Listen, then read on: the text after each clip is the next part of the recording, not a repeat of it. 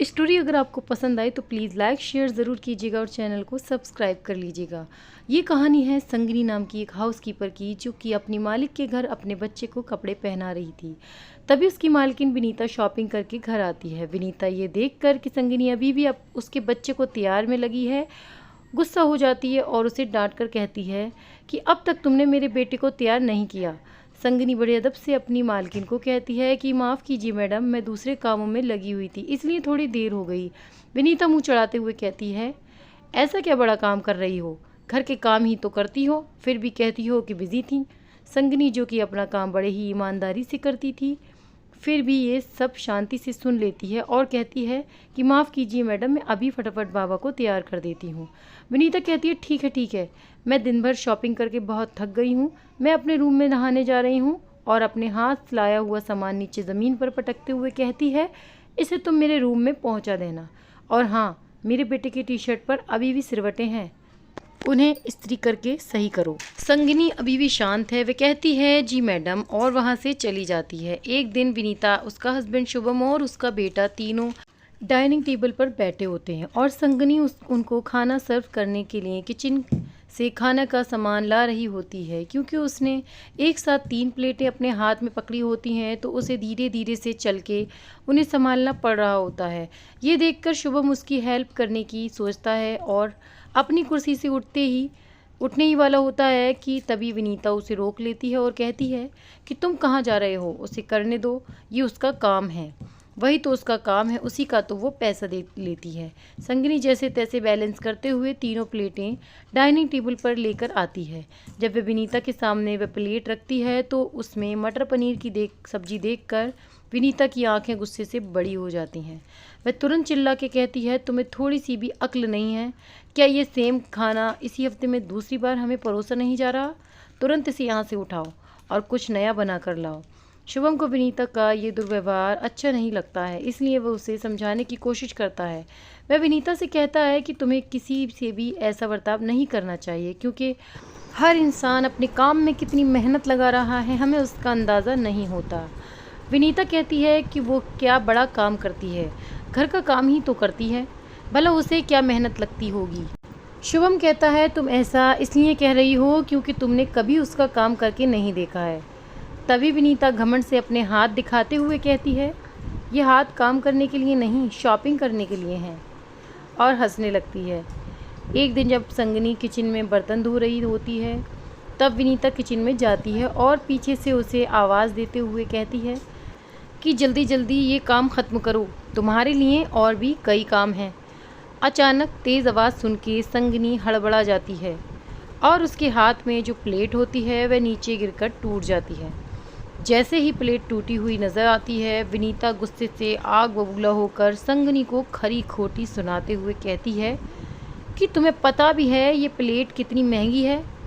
संगिनी माफ़ी मांगते हुए कहती है, मैडम गलती से टूट गई, नई ख़रीद के ला दूँगी। विनीता अब और ज़्यादा गुस्सा हो जाती है और कहती है, अच्छा, तुम गलती भी करोगी और उल्टा जवाब भी दोगी? ठीक है, तुम्हें सबक सिखाना ही पड़ेगा।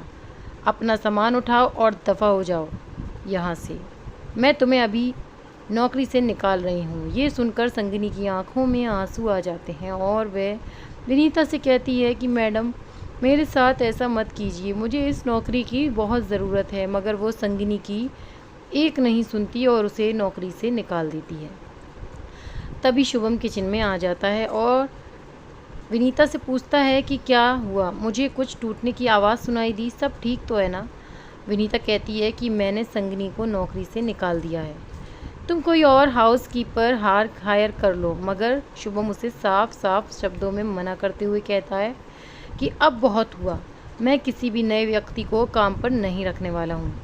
अगर तुम्हें लगता है कि संगिनी का काम इतना आसान है तो तुम ही कुछ दिन काम संभालो, और हाँ, अगर तुम मना करोगी तो शॉपिंग के बारे में भी भूल जाओ, क्योंकि मैं तुम्हें उसके लिए क्रेडिट कार्ड नहीं देने वाला।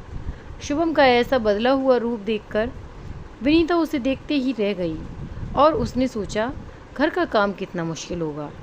ऐसा सोचा कि उसके लिए राज़ी हो गई। दरअसल शुभम के ऐसे बर्ताव के पीछे का कारण बड़ा ही साफ साफ समझ में आता है कि वो विनीता को वो सारे काम करवा के जिन कामों को ये ऐसे काम करने वालों को तुच्छ समझती है, उन्हें करने के लिए कितनी मेहनत और लगन लगती है, इसके बारे में वह जान सके। अगले दिन सुबह से ही विनीता घर के काम में लग गई। जब वो अपने बच्चों को तैयार कर रही थी तो उसे पता चला कि बच्चों को तैयार करना कोई बच्चों का खेल नहीं है। घर में साफ़ सफाई करते करते उसकी हालत पतली हो गई। उसने अपने परिवार का पेट भर सके इसके लिए घंटों रसोई घर में बिताए, और जब वो अपने बनाए खाने को डाइनिंग टेबल पर लेकर आई तो उसके बेटे ने एक नज़र देखकर ही उसे खाने से मना कर दिया। उस पल उसे एहसास हुआ कि जब कोई किसी के हार्डवर्क का सम्मान नहीं करता तब कितना बुरा लगता है।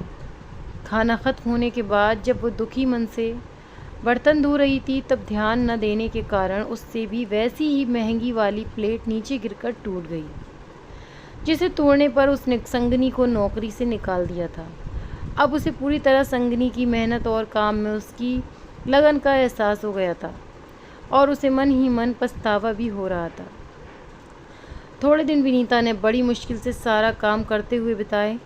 एक दिन घर की सफाई करके जब वह जमा कचरा फेंकने के लिए कचरे की थैली उठा रही थी तभी उसके घर की डोरबेल बजी, और जब उसने दरवाज़ा खोला तो उसके चेहरे पे मुस्कान लौट आई, क्योंकि वहाँ पर संगनी खड़ी थी जिसके हाथ में सेम वैसी ही प्लेट थी जो उससे गलती से टूट गई थी।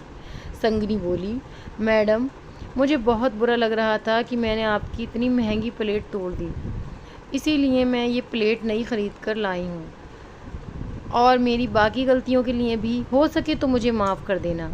तब विनीता ने उससे कहा कि तुम क्यों माफ़ी मांग रही हो, बल्कि माफ़ी तो मुझे मांगनी चाहिए अपने ख़राब बर्ताव के लिए। और सच में मैं शर्मिंदा हूँ, मुझे बिल्कुल अंदाज़ा नहीं था कि तुम्हारा काम इतना मुश्किल है जब तक मैंने खुद उसे नहीं किया। अगर तुम्हारी मर्ज़ी हो तो क्या प्लीज़ तुम वापस अपनी नौकरी पर आओगी?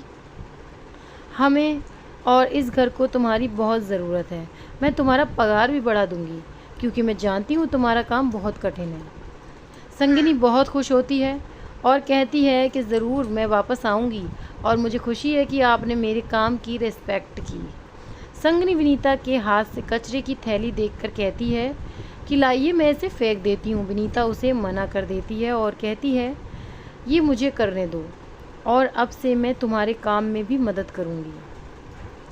बस इतना बता दो इसे फेंकना कहाँ है। दोनों हंसने लगती हैं। और दोस्तों, ये सिंपल कहानी हमें सिखाती है कि हम सिर्फ सोच कर या देख कर किसी के भी काम की कितनी मेहनत लगती है, लगन या ध्यान लगता है, ये नहीं जानते। इसलिए हमें हर इंसान के काम और उस इंसान की रिस्पेक्ट करनी चाहिए। स्टोरी आपको ज़रा भी पसंद आई हो तो प्लीज़ लाइक ज़रूर कीजिएगा और शेयर कीजिएगा।